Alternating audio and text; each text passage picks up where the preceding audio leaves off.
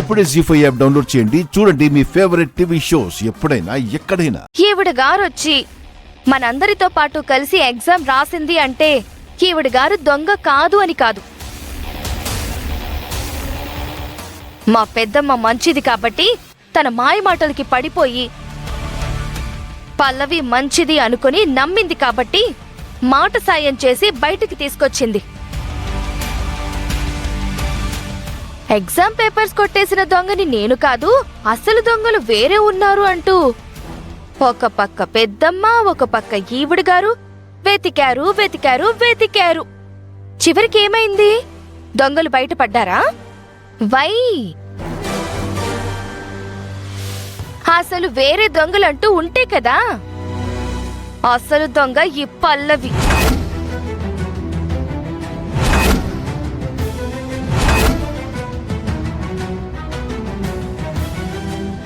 అందుకే police station నుంచి మా పెద్దమ్మకి ఫోన్ వచ్చింది.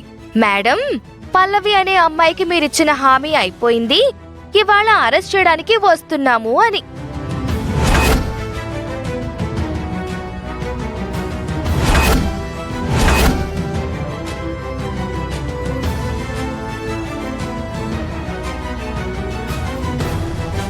సార్, ఒక్కసారి సార్.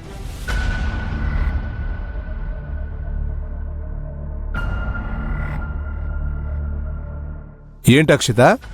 సార్, ఎగ్జామ్ పేపర్స్ దొంగతనం చేసిన కేసులో పల్లవిని అరెస్ట్ చేయడానికి ఇప్పుడు పోలీసులు వస్తున్నారు.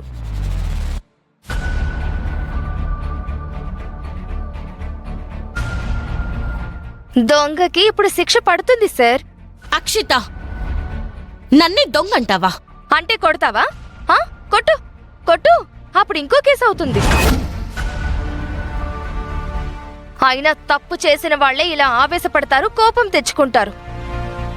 సార్, కాలేజీలో జాయిన్ చేసుకునేటప్పుడు వాళ్ళ క్యాలిబర్ ఏంటో, కెపాసిటీ ఏంటో అని కాదు సార్, కాండక్ట్ కూడా చూడండి సార్. లేదంటే ఇలాంటి వాళ్ల వల్ల మన కాలేజ్ పరువు పోతుంది.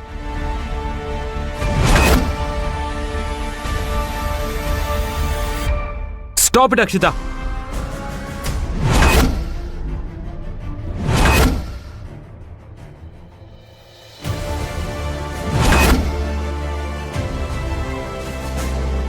తననంటుంటే నీకెందుకు కోపం వస్తుంది చరణ్?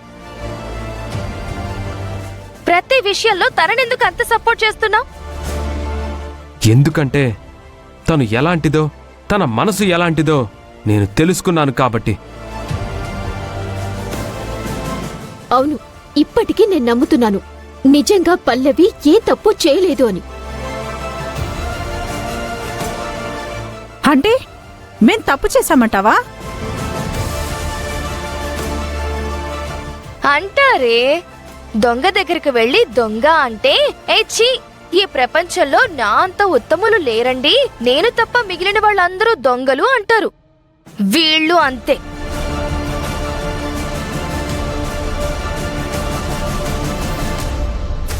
చూడు చరణ్, ఈ విషయంలో నువ్వు నన్ను తప్పుగా అనుకున్నా పర్వాలేదు, కానీ పల్లవిని నువ్వు అర్థం చేసుకునేది మాత్రం తప్పు.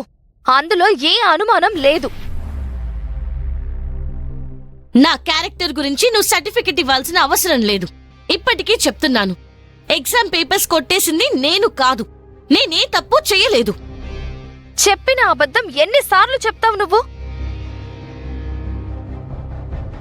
నిజంగా నువ్వే తప్పు చెయ్యకపోతే, ఎగ్జామ్ పేపర్స్ నువ్వు కొట్టేయకపోతే అసలు దొంగలు పోలీసులకి దొరికేవాళ్లు కదా. మరి అలా జరగలేదు కదా.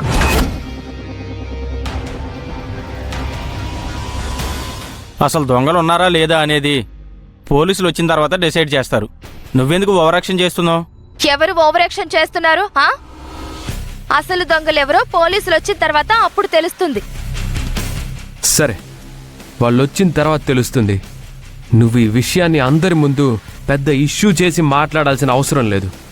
అలాగే, వాళ్ళు ఎలాగో ఈ పాటికి బయలుదేరే ఉంటారు. వాళ్ళొచ్చిన తర్వాత నిజమేంటో అందరికీ తెలుస్తుంది.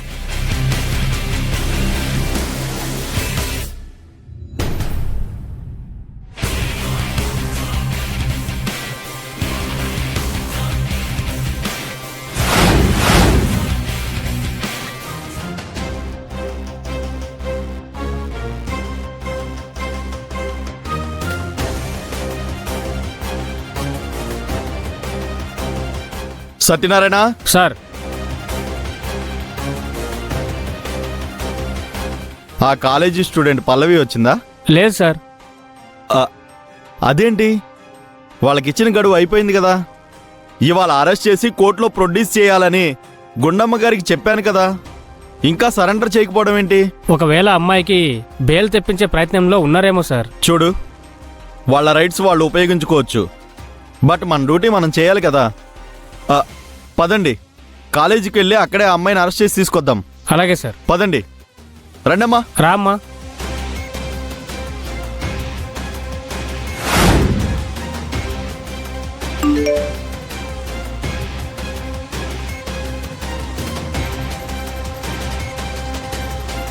హలో,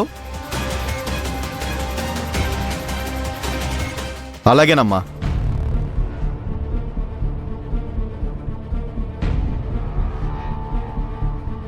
చూశాను, ఓకే, వచ్చేస్తున్నాను. నువ్వు అక్కడే ఉండు. బండెక్కండి.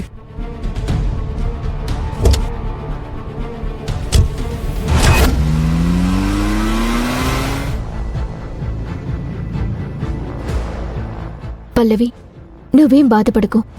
నువ్వే తప్పు చేయలేదని మేం నమ్ముతున్నాం. తప్పు చేయని వాళ్ళకి ఆ దేవుడు ఎప్పుడు శిక్ష వేయడు పల్లవి. ఏనాటి కాలంలో ఉన్నావురా నువ్వు? త్రేతాయుగం నాటి మాట. ఇప్పుడు యుగం మారింది, ట్రెండ్ మారింది. ఆ దేవుడు కూడా చెడ్డవాళ్ల పార్టీయే.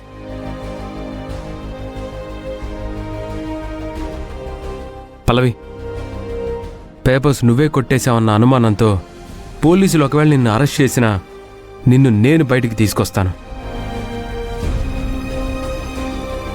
నేను ఆల్రెడీ లాయర్తో మాట్లాడాను. నువ్వు ధైర్యంగా ఉండు.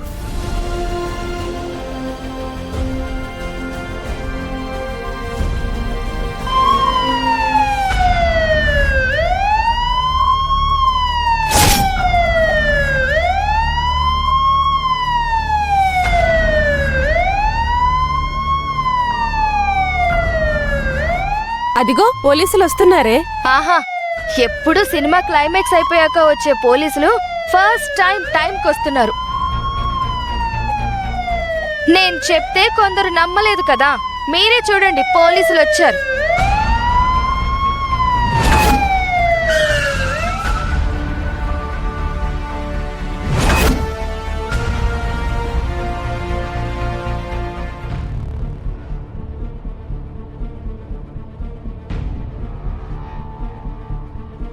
సార్, దొంగని అరెస్ట్ చేసి పట్టుకెళ్ళడానికే కదా మీరు వచ్చింది? అవునమ్మా.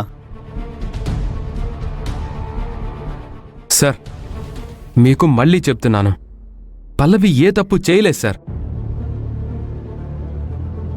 అవును సార్. తన అలాంటిది కాదు సార్. దయచేసి వదిలిపెట్టండి సార్. ప్లీజ్ సార్, తనకు కొంచెం టైం ఇవ్వండి సార్. జీ5 యాప్ డౌన్లోడ్ చేసి అన్ని ఎపిసోడ్స్ పూర్తి ఉచితంగా చూడండి.